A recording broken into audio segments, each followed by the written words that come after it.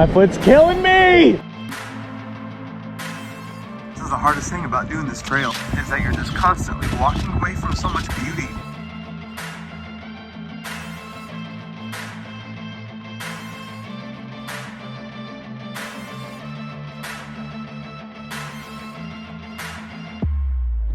Go! I'm leaving. I'm leaving. I'm going that way. Wait. Pump the brakes. Let's not rush into this. Look, if you're here with a short attention span to watch a story about a 411-mile hike that changed a person's life, well, you're going to have to update your expectations a bit. All right, let's go back to the beach campfire because I need to set the stage. I need to color this with just a touch of background info. And you see, I don't have a lot of footage from the first few days of this hike because at the time, I had no clue I was going to be quitting my tech job. I had no clue I was going to be throwing myself into nature and writing a book and doing a YouTube series about this entire experience. Here's the super compressed origin story. In 2016, I finally discovered the joy of hiking. Less than a year after setting foot on the trails of the Spring Mountains outside of Las Vegas, I made a vow to myself that one day I would thru-hike the John Muir Trail. And in 2025, I finally decided it was time to turn one day into day one. So I started researching all of it. I bought and devoured multiple guidebooks. I planned a daily itinerary. I slowly upgraded my gear. I got some backpacking experience under my belt, like 3-4 day trips. And I applied for that coveted permit that would allow me to begin the epic 211-mile journey from Happy Isles in Yosemite National Park to the summit of Mount Whitney. But one does not simply fork over $10 for the privilege of obtaining this wilderness permit. To help ensure some solitude in nature, and to prevent trails from getting outright destroyed from an unchecked amount of foot traffic, the National Park System limits the number of people that can enter any given trailhead on any given day. Well, after entering the permit lottery and losing 3 consecutive times, I decided to pivot. I wouldn't give up on my John Muir Trail dream, but it wouldn't be my first thru hike.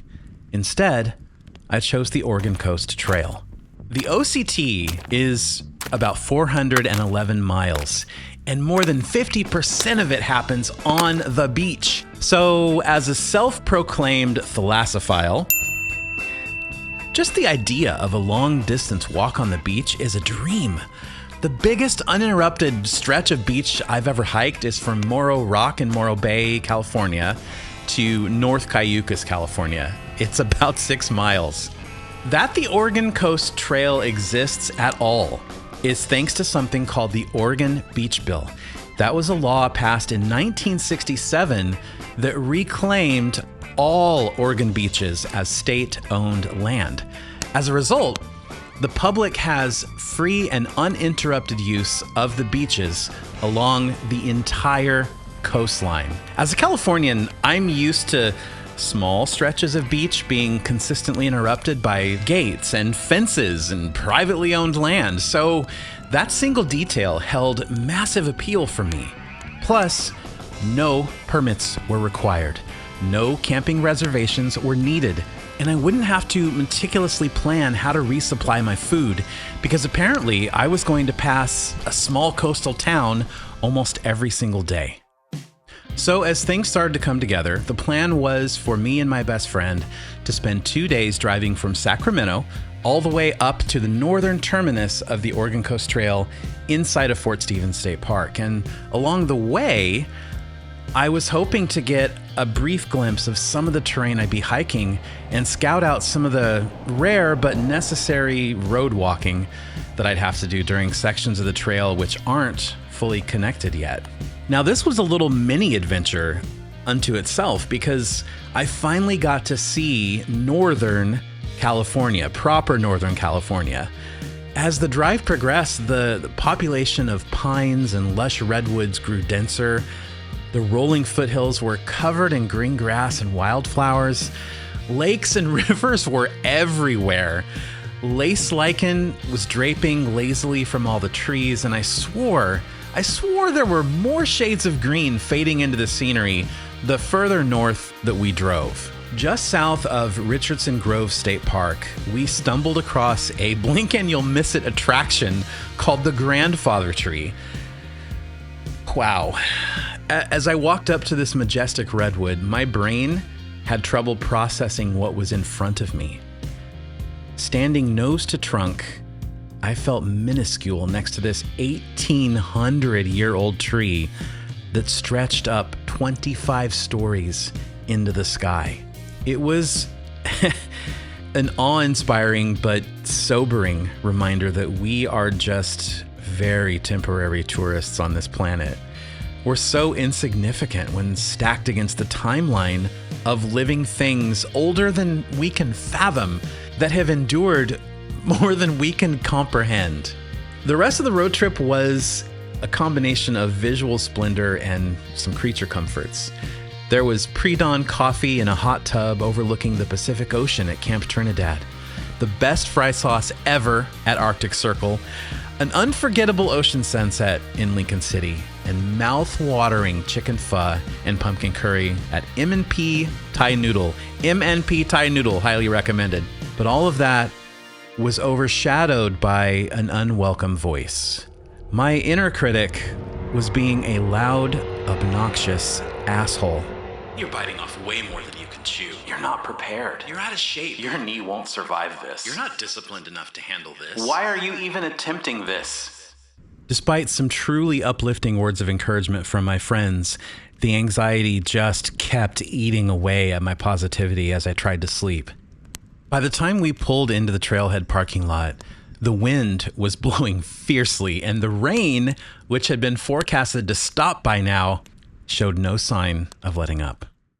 Okay, now we can start.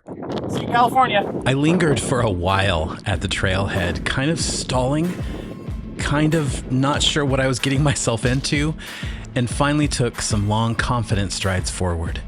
The wind was ferocious. It nearly knocked me over as I walked along the narrow, soft, sandy trail. When I descended the dunes and stepped onto that beach, reality literally whipped me in the face. Strong southern winds were creating fast, wispy sand drifts that stung my uncovered legs. Walking on autopilot wasn't going to work. Every step required effort to push against the force of this wind. Before I had even clocked the first mile of this 411-mile trek, I was angry. I was angry at the weather. I was angry that the entire reason I was walking southbound was to have the wind at my back, and on day freaking 1, I was fighting against it. I was angry at myself for feeling that way. I trudged forward for another slow mile, and then I spotted a sand dollar, half buried in the sand. The first shell of any kind that I had noticed. It was a perfect, large, beautiful sand dollar. And maybe I was the only person in the world who would see it unbroken, like this, before the tides and debris and weather crushed it. It triggered a realization that washed over me and thankfully transformed my mindset. This was fun! Right? I was playing in the rain on the beach. Sure, there was a physical challenge to it. Sure, I was cold, I was soaking wet, but it was still fun. This was a dream no matter the weather, and I was grateful to be out there. Here's what the first 4 miles of the Oregon Coast Trail looks like.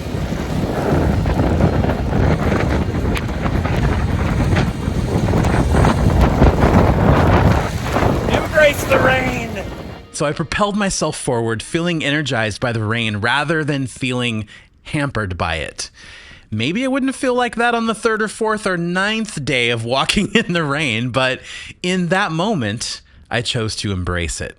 After about 4 miles, I reached the famous Peter Iredale shipwreck, and the rain started tapering off. The sun pierced through the clouds and started warming me up. People were coming onto the beach from the sand dunes up ahead, and I realized my first short hiking day was already almost over. The path to the Fort Stevens hiker-biker camp was just ahead.